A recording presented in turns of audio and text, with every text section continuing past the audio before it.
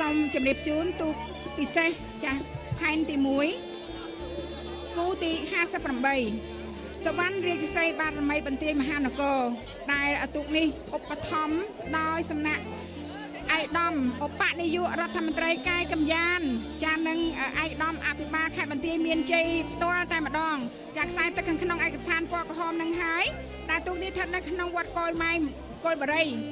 សវណ្ណរាជសីបារមីបន្ទាយមហានគរឯខ្សែទឹកខាងក្រៅជាទូកស្ថិតនៅក្នុងស្រុកត្រាំងខេត្តតាកែត្រាំងសុកសែនជ័យរបស់ឯកឧត្តមបណ្ឌិតសភាចាសុកអានឧបនាយករដ្ឋមន្ត្រីចានឹងជារដ្ឋមន្ត្រីទទួលបន្ទុកទីស្តីការគណៈរដ្ឋមន្ត្រីទូកនេះ2ថ្ងៃមកហើយល្បីល្បាញចាខាងលបឿនលឿនឥឡូវនេះមកប៉ះគ្នាឃើញថាទន្ទឹមគ្នាមែនតើឯកឧត្តមឧបនាយករដ្ឋមន្ត្រីកាយកម្យានប្រធានអាជ្ញាធរជាតិប្រយុទ្ធប្រឆាំងចាគ្រឿងញៀនមានសារជាច្រើនដែលឯកឧត្តមលោកបានអប់រំដល់ក្មួយៗយុវវ័យចាឲ្យជៀសផុតពីគ្រឿងញៀនយ៉ាងយកចិត្តទុកដាក់តែឯកឧត្តមសូមអភ័យទោសក្នុងជើងទី1នេះ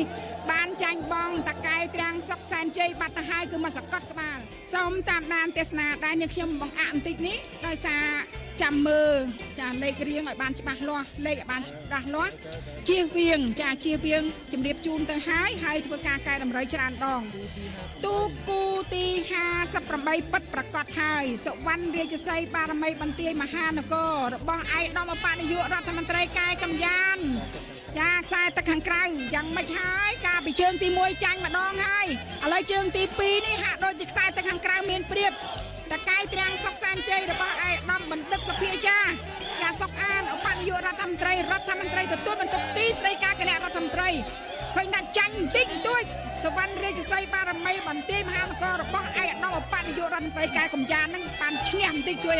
បបាក់ថាមែនតើប្រធានតកែត្រាំងសុកសែនជ័យកំពុងបង្កើនអីយ៉ា